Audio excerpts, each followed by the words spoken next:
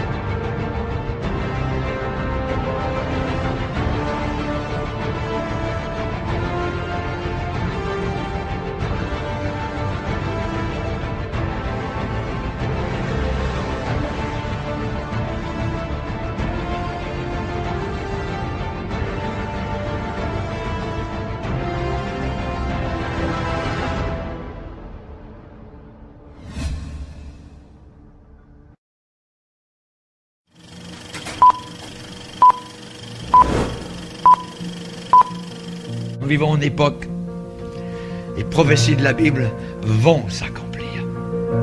Elles se réalisent.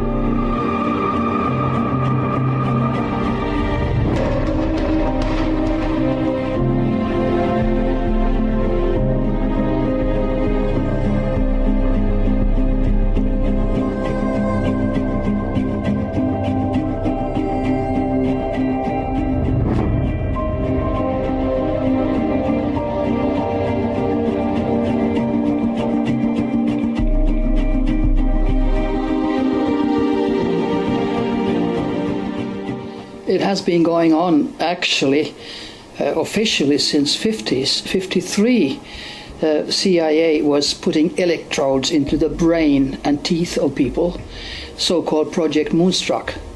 That was to follow them and to control them. And of course, since that time, the electrodes, quote, quote, have become smaller and smaller and smaller.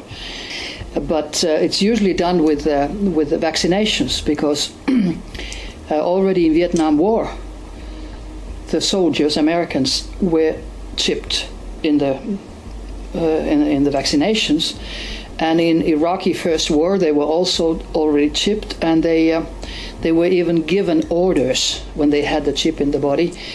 Through the satellites and through their supercomputers, they were given orders straight into the brain. And this is verified. I mean, this is just a fact. And now they're putting it into the civilian population, like with the swine flu vaccine, and with many other ways. They can put them into drinks, they can put them into the food, into the meat, whatever. The aim is to get every single person on this planet to be microchipped. Well, nobody officially in the mass media says what happens when you're microchipped. They have different programming for different people. Some people are programmed just to be observed, what they're doing, and their reactions to certain things. Some people are programmed to hear voices in their head. That's called synthetic telepathy. Then some people can be programmed to become totally insane and start shooting in their schools or the shopping centers people whom they don't even know.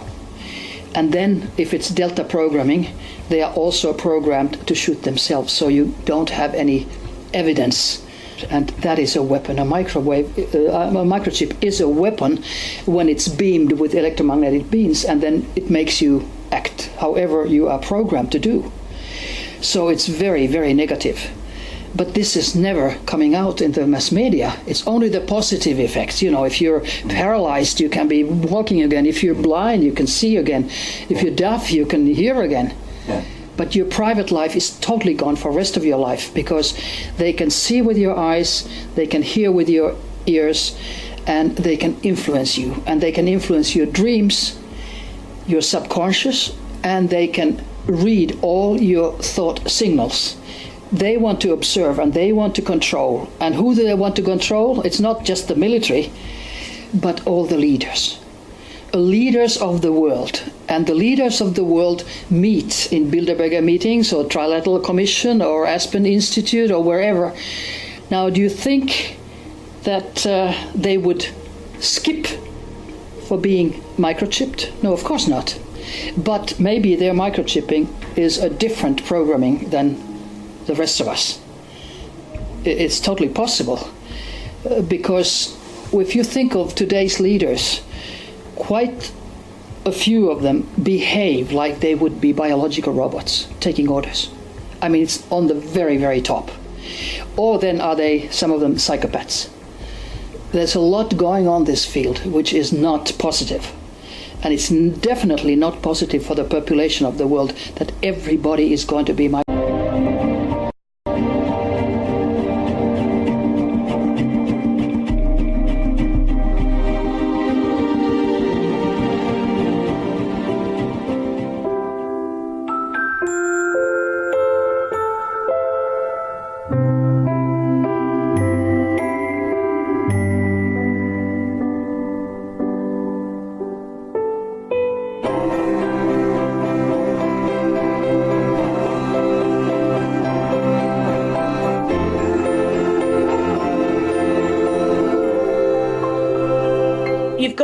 very young children thinking it's okay to tag things that are precious to them. So you can imagine the conversation going something like, well, Mummy, you tag my teddy, and I love my teddy. Why don't you tag me? Do you not love me? And that deep psychological sort of, it's okay to tag things that you love, because that's how we operate in society. But I wouldn't be at all surprised if there was some sort of government or industry hand in this.